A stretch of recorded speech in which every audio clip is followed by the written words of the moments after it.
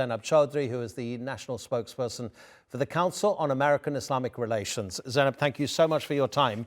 It looks like it's only going to be a matter of a few minutes before the Senate approves Marco Rubio as Secretary of State. Marco Rubio, a few months ago, said that he expects Israel to destroy every single element of Hamas. What do you see the next 4 years for the Middle East being with Donald Trump now in the White House again? It's very interesting because right now in Gaza, we are seeing much needed humanitarian aid flowing into the region finally, and the prospect of the phase one of a ceasefire being in effect as of Sunday. But of course, even the legitimacy of that ceasefire is in question, considering the fact that there have been multiple Palestinians, including children, who have been targeted by sniper fire since the ceasefire took effect. And the reality is that obviously this ceasefire plan was in effect to Mr. Trump's advantage. He had vested interest in addressing this issue. It was what he considered a distraction, and he wanted to come into office without having this hanging over his head. Unfortunately, he has surrounded himself with very hawkish, very pro-Israel figures within his administration who have expressed support for very troubling positions, such as the annexation of the West Bank, and who have said in some cases that there is no such thing as a Palestinian, as Mr. Huckabee, who is his nominee, I believe, for the ambassador to Israel. And it really kind of points to the fact that there isn't a lot of faith that by surrounding yourself with these kind of questionable individuals who question the humanity of Palestinians and the legitimacy of Palestine, that there could be any lasting solution in the Middle East. We hope so, and especially after the 15 months that we have seen with the devastating genocide in Gaza and the settler violence in the West Bank that has really captured the hearts and minds of so many people around the world. You really have to surround yourself with a team that is going to be looking at solutions that bring real change, and change requires justice. It requires looking at the humanity of Palestinians, addressing the root underlying causes of the violence and the unrest in the region. And part of that includes, of course, the illegal occupation, the settler colonial violence, the apartheid system of governance that Israel has put into place. Yeah, you're quite right to highlight some of those top national security picks who even deny the existence of someone being a Palestinian. But the thing is, Zainab, if we look back to his first term, everything that he did, recognizing the Israeli annexation of the Golan Heights, recognizing the legitimacy of those illegal Israeli settlements, moving the American embassy and recognizing from an American point of view Jerusalem to be the capital of Israel, when obviously the Palestinians want a two-state solution and to have part of Jerusalem as their territory.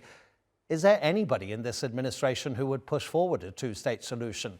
When the Gaza war began, so many of us were saying, look at the brutality of what's happening. Maybe this will be the moment that the world realizes that a two-state solution is the only way forward. Yeah, that's a very good question, and time will tell. But of course, you have to surround yourself with advisors and strategists who are going to be more balanced and more objective in their views and their perspectives, and are not going to be hawkish and only looking at this issue from one particular side. And unfortunately, we haven't seen that. Just the erasure of any Muslims from this entire inauguration just points to the fact that the Muslim community is not a priority for this administration. Of course, we are not surprised by any of this, right? We've been here before. We have seen what it's like to live under 4 years of a Trump presidency, and we have seen the kind of very unconstitutional policies and executive orders and measures that have come down the pipeline, including the anti-Muslim travel ban that was one of the most staggering ways to start a presidency. Airports were shut down hours after he was inaugurated because he had called for a complete and total shutdown of Muslims entering the United States. And so, in order for there to be any real meaningful change in terms of moving forward towards a path towards peace, his administration really is going to have to reflect a sincere desire to acknowledge the humanity of Palestinians as well as other groups, and just really take measures and take steps to center their humanity. And we're not going to see peace without there being justice.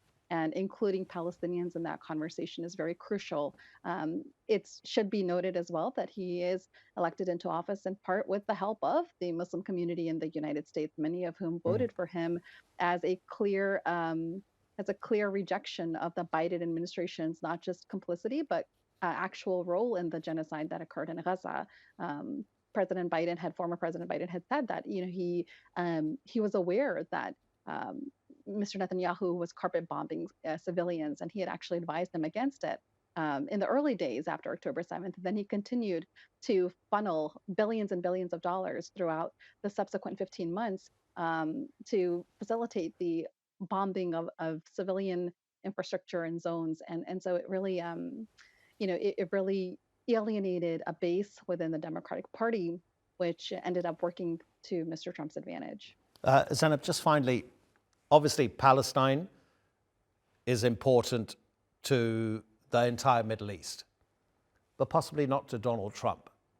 Probably for him, would you agree that it's Iran, Israel, and Saudi Arabia, the three countries that he will concentrate on the most?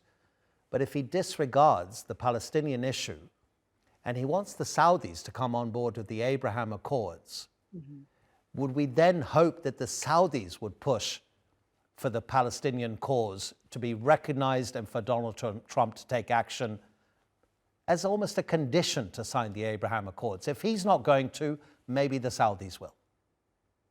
That's a very interesting point. And even during his talk just now, he mentioned the Abraham Accords, and obviously this is a point of pride for him. The economic, deal to economic prosperity in the region that would allow more cooperation amongst countries. And the Saudi government has indicated that normalization would require that first there be acknowledgement of a Palestinian state.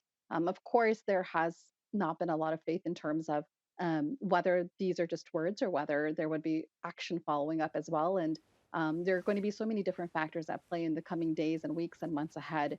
But we do hope that leaders with the moral backbone and the courage who understand and acknowledge that it's going to take making hard decisions in order for us to bring about lasting change will have that foresight and that wisdom to acknowledge that it will be very difficult for there to be any solution to lasting peace unless there is a very tangible discussion about acknowledging the rights and the humanity and the dignity of the Palestinian people. And Mr. Trump is a shrewd deal maker. I mean, that's what he's known for. He authored a book called The Art of the Deal, right? And he wants calm in the Middle East. He doesn't want the distraction of having to face down a genocide, and his specialty is in forging deals. So we'll see what the future holds, but we hope that leaders with a moral backbone will do the right thing, and they will leverage whatever tools that they have at their disposal to help provide peace and justice for the Palestinian people.